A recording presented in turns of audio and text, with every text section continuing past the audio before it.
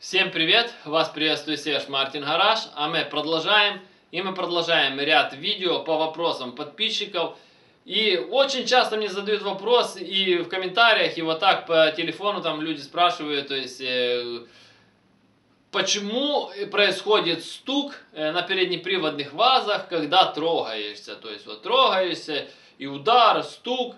И в этих видео я расскажу, какие причины этого и как их решить для того, чтобы этого стука не было. Потому что этот стук может в один прекрасный момент так вылезти, что вы попадете на очень большие деньги и на очень сложный ремонт.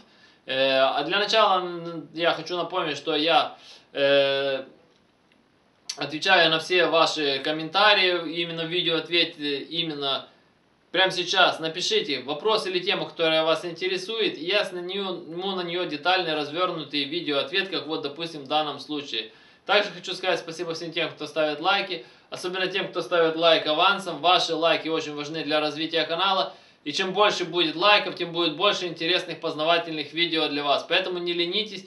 Прямо сейчас ставьте лайк. И также отдельный респект и уважуха всем тем, кто организовал там в комментариях соревнования, потому кто первее поставит лайк. Присоединяйтесь к этим соревнованиям, ставите лайк и в комментариях сразу же пишите, какой вы по счету поставили лайк. Там 1, 5, 10, 100, 200. И я придумаю способ, как поощрить победителя этих соревнований. Отдельный вам респект и уважуха, красавчики. Итак, мы начинаем. Почему происходит стук на переднеприводных вазах при трогании?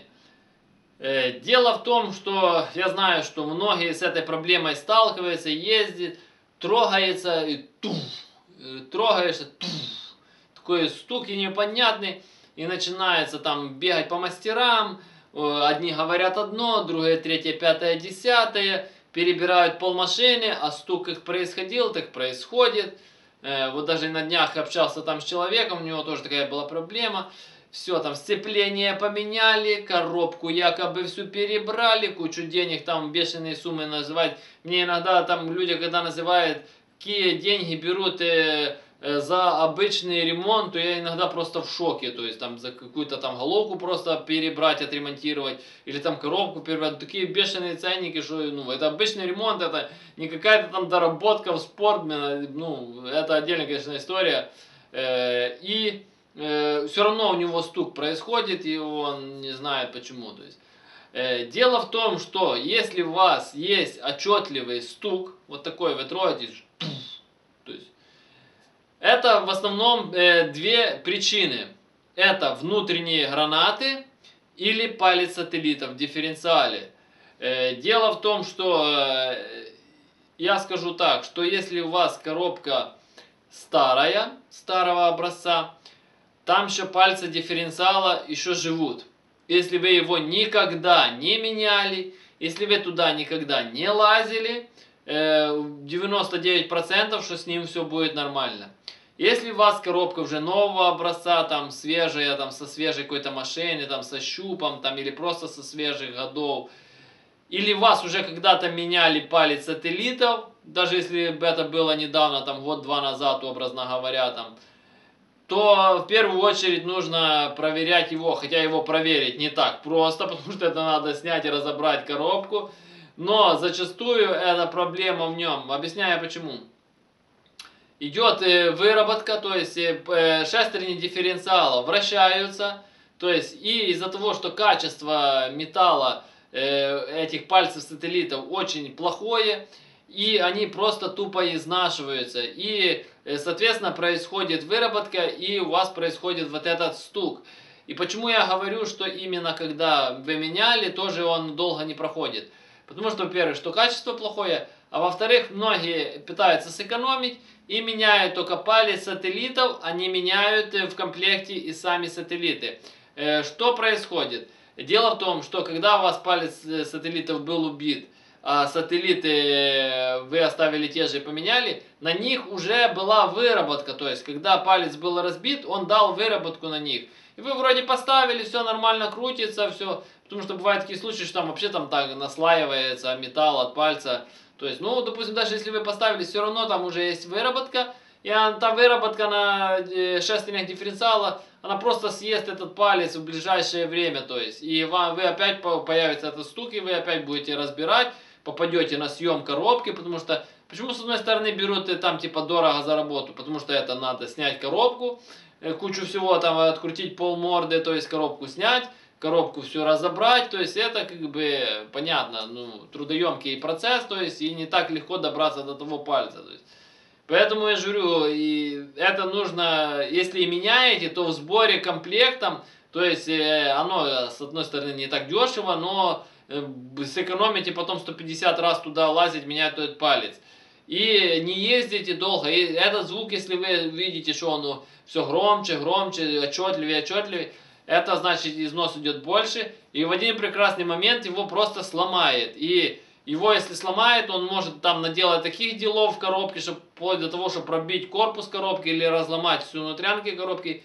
И вы ее потом просто сдадите на металл, выбросите. Поэтому, когда вы ремонтируете, как в данном случае с этим человеком, ему там все шестерни все перебрали, в самой коробке там подшипники, сцепления, а сам палец сателлитов и не посмотрели. То есть, поэтому, когда вы перебираете коробку, если вы просто даже обслуживаете, там синхрон какой-то меняете, муфту, там шестерню, то есть или подшипник, не поленитесь, проверьте палец сателлитов. То есть, если с ним все нормально, собрали это все дело назад и погнали. Потому что если он будет разбитый, потом опять попадете на разборку и все это дела. Дальше. В принципе, можно до того, как вы уже снимете коробку, начнете разбирать, и вы снимаете привода, то есть гранаты, можете их проверить, то есть если не хотите там залазить в коробку, там спешить, да, можете для начала, то есть проверить гранаты, это самый простой способ. Сняли гранату, то есть на машине вы ее тяжело будет определить, не поленитесь, снимите привод, то есть покрутите гранатой, то есть если вот этот самый стук, то есть при вот так движении, то есть гранаты двигаете, то есть если она разбитая, сильно, не сильно, то есть если вы увидели, что там есть люфт, достаточно как на ваше усмотрение, что она разбита, меняете ее на новую, ставите и едете, и если этот стук повторяется, ну, как бы не исчез полностью, да, то опять же это проблема пальца сателлитов. Чтоб стучало сцепление, такое тоже бывает. Может, допустим, там и корзина пойти по одному месту, и сам диск, ну, это ее надо ушатать до такой степени, чтобы там, я не знаю, оно отвалилось. Это даже у меня за все время один раз только было, из-за того, что я жесткие старты, корзину у меня просто оторвало саму прижимную часть от лепестков, ее просто оторвало, то есть, и то там оно ездило до последнего, я просто разбирал, снял, и оно там, в принципе, как бы особо ничего там не стучало как таковое. То есть, поэтому, да, когда вы будете снимать, опять же, коробку, проверить палец сателлитов, не поленитесь, открутите сцепление, проверьте.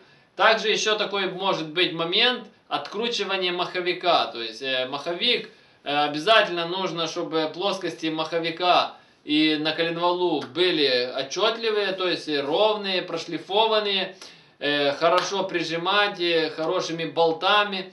Обязательно на резьбовой герметик садите болты, то есть потому что от вибрации они очень часто выкручивают, потому что на него происходит нагрузка. И если у вас уже маховик один раз откручивался, то есть у меня я сталкивался с этой проблемой на боевом двигателе, ну просто я задалбивался, у меня просто маховики пару, ну не пару заездов, ну там 10-20 заездов у меня откручивался маховик, то есть я там и уже и и на герметике садил, там и плоскости шлифовал, то есть ну что я только не делал, то есть по-нормальному пришлось поставить новый коленвал с нормальной плоскостью, новый маховик с нормальной плоскостью, новые болты, и посадить это все на герметике и хорошо выжать.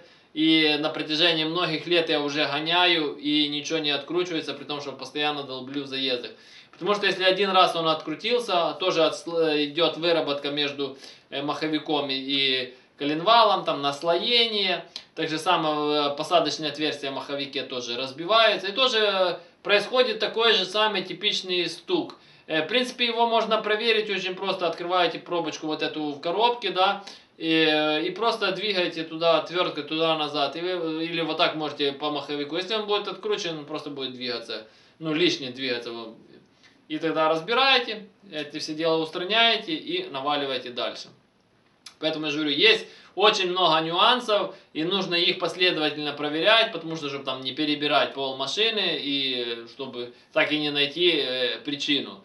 А я напоминаю, что я занимаюсь доработками головок блока и карбюраторов. Каждый из вас может прислать свою головку блока или карбюратор на доработку. Работаю по наложке новой почты, вы присылаете, я дорабатываю, отправляю вам назад по наложке новой почты. То есть оплата за работу, когда забираете назад готовые детали. Вам, грубо говоря, останется их прикрутить и полететь. На главной странице моего канала есть отдельные плейлисты о доработке головок, отдельно о доработке карбюраторов, отдельно о том, как валят мои машины с этими доработками.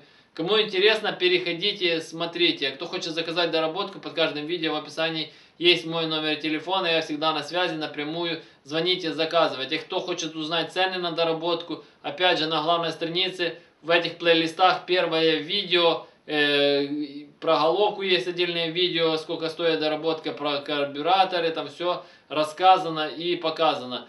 Номер телефона непосредственно для заказа доработок. Все вопросы, комментарии, консультации пишем внизу под видео, все их читаю, по возможности стараюсь на все их отвечать. Кому понравилось данное видео, ставим лайк, подписываемся на канал, кто еще не подписался. Жмите на колокольчик, чтобы получать уведомления о новых видео. Делитесь данным видео со своими друзьями, репостите данное видео. Всем спасибо за внимание, всем до свидания.